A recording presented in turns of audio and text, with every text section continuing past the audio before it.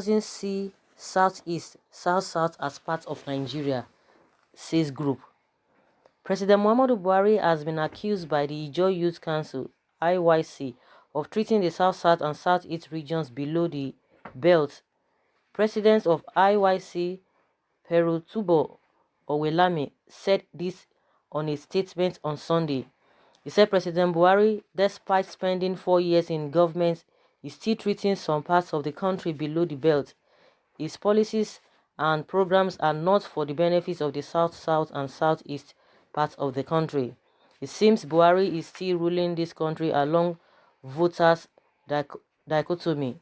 Just recently, on Wednesday, the 27th of November 2019, the Federal Executive Council (FEC) approved the sum of 19 billion naira to construct roads in northern and western parts of the country.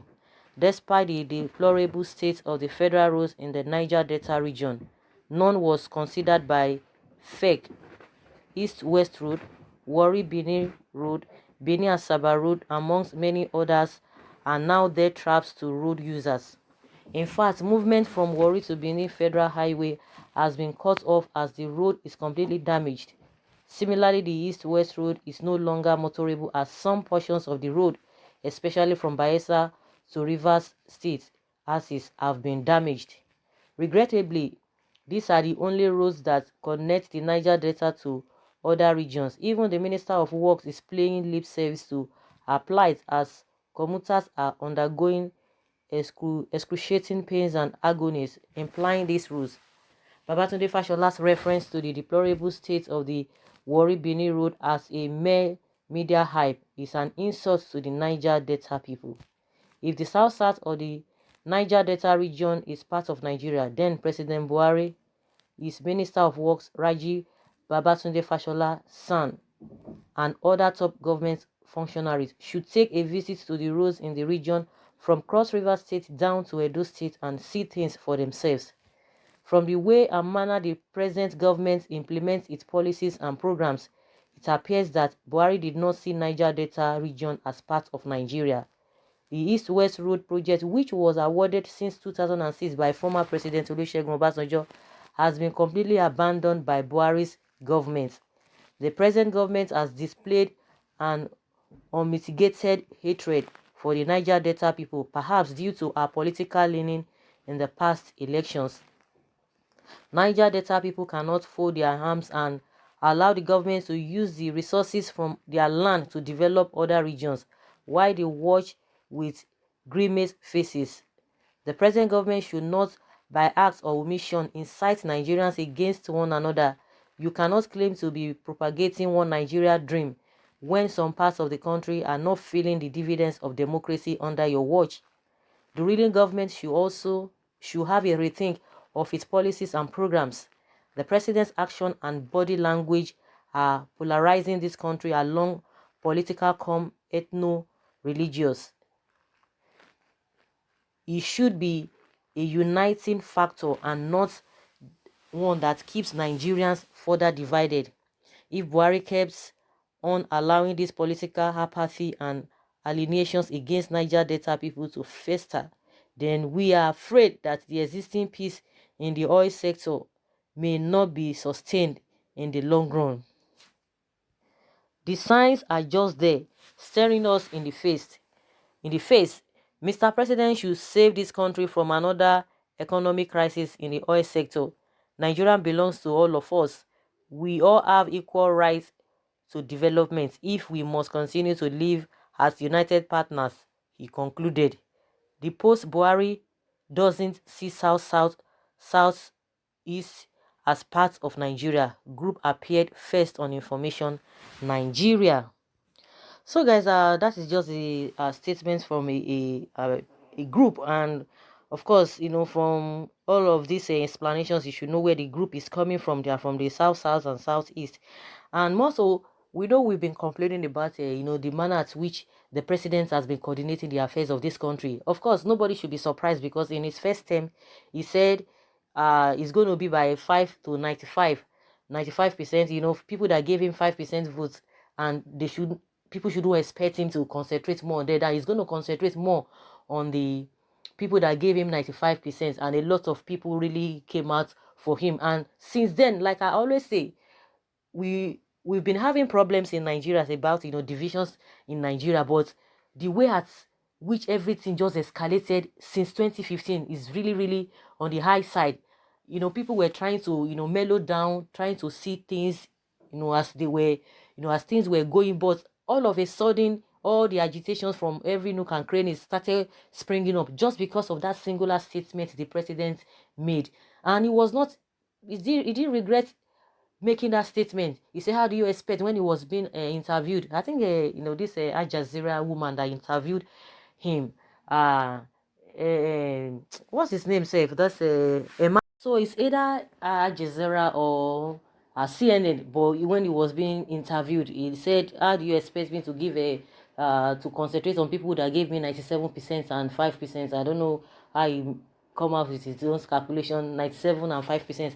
But that being said, so nobody should even be surprised about that. And we've seen how this his policies have been has not really been of help or beneficial to some regions, and he's not really hiding anything about it, and he's been so open about the whole thing. And there's something that this particular group mentioned. They were talking about Obasanjo awarded the road, in Niger Delta. He awarded some parts of the road, and this present administration didn't even bother to even complete it. We should even be objective when it comes to this issue. They are talking about Obasanjo. After Obasanjo, who came in?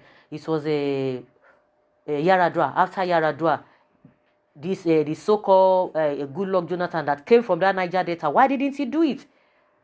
Of course, we need to be objective. We know that this present administration has their own faults. But if you are referring to what Obasanjo, the road being awarded during Obasanjo time, and a battle president, came up and they didn't do anything. Of course, we shouldn't even hold them responsible, because most of these are the things that even the so-called good luck ought to have done. Did he do it?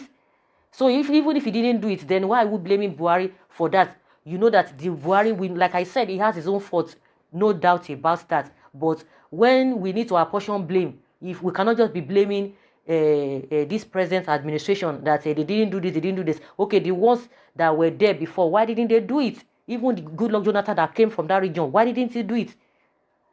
Like I said, after Obasanjo awarded that road, Yaradua came up. Then why didn't Goodluck do it? Unfortunately, Yaradua couldn't do much because of circumstances. But what of a Goodluck Jonathan that even came from that region? We know that a lot of things have not been going on. If they had done to a very large extent, even from those regions, it would have been better. Like now, Buhari can do whatever he wants to do. And that's why you see a lot of development, a lot of contracts, a lot of whatever, even according to what his group has said in the north. And he doesn't hold anybody explanation to that. So if that is how he wants to be playing, then the other people would have played the same thing, because maybe they were afraid, oh, what are people going to say concerning my programs or my policies? But it's like the man is using his power, is using the whole thing judiciously. But that is not an issue. That is not an excuse that he shouldn't do most of these things.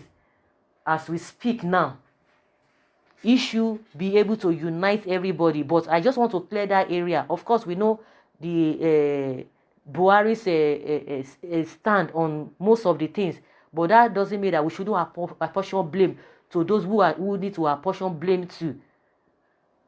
So he needs to change his way. He really needs to change his way, because when you talk about southeast, that one is a different ball game entirely, because a lot of people from that region, they are not really happy. They are not really happy with the way things are going. And the unfortunate thing there is that the politicians from that place, they will be telling you, oh, things are going on, a lot of jobs are going on, a lot of works, a lot of roads that the PDP abandoned, that they didn't even do in the first place, that they are beginning to do them. This new administration has done a lot of road works and all of that. The last time that this man made mention of that the roads in Nigerians are not as bad as that, and people came for him and started showing him pictures of bad roads here and there, and he came back and said, no, that was not what he meant, that people misquoted him. I think that's his own whatever. But now people are complaining. So let's leave what has happened in the past.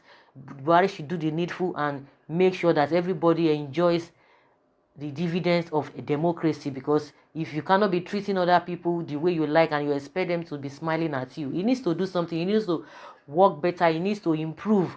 But I don't think from the look of things, this man is not even ready to make amends, because he's always coming out and putting it before people, showing it to their faces that there's nothing anybody can do. That is his own kind of person. I think Nigerians should really learn better when they are appointing or choosing leader next time. But the unfortunate thing there is that even this man came, on the pedestal that, oh, he has changed, he's a changed person, he's not going to act like a military person, because a lot of people complained about him that he's going to change. But unfortunately, he started showing his color as soon as he came in. Though there are some few things that he has done that that are commendable.